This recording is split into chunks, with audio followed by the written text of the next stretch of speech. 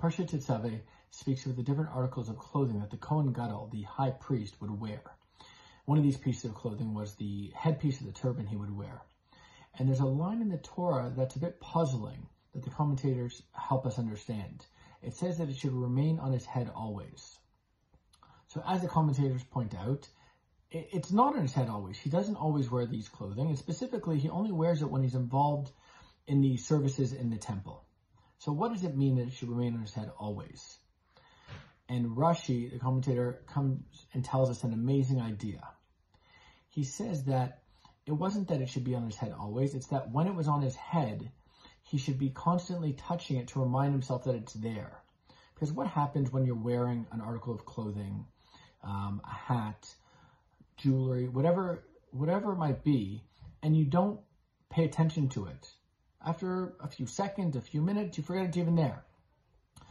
So he had to continuously touch it to remind himself that it was there.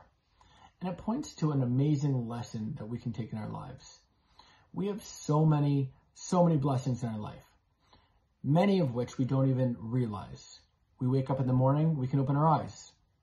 You know, we are, if you're overall healthy, if you haven't had to go to the doctor in the last little while for any issues, if you can open your fridge and there's food in your fridge, if you can pay your bills, if you have your health, all these things, there's thousands and thousands and thousands of blessings we have every day in our life. Often we don't realize them. Why? Because of habit. We wake up in the morning to our alarm, to our kids, whatever the case might be, and you open your eyes. You do it every single morning. Do we say, wow, thank you? We open the fridge for breakfast. We make a coffee, whatever the case might be. Do we stop and say thank you? It's a habit. We open the fridge. Please God, there's food there, right? Whatever we're doing, go about our day. And we often forget to say thank you, often forget to be grateful because of habit. So what the Torah is teaching us is we need to get away from that habit. We need to remind ourselves of what's actually there. We need to break that habit. We need to stop and pay attention to the different blessings we have in our life. And perhaps one of the best ways to do this is actually to use the problem itself, the problem of habit.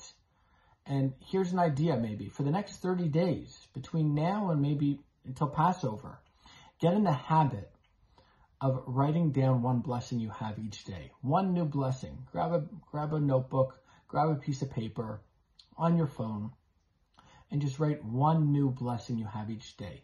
Get in the habit of breaking the habit. Get in the habit of recognizing our blessings. And this will lead to a much more fulfilling and enriched life. Shabbat Shalom.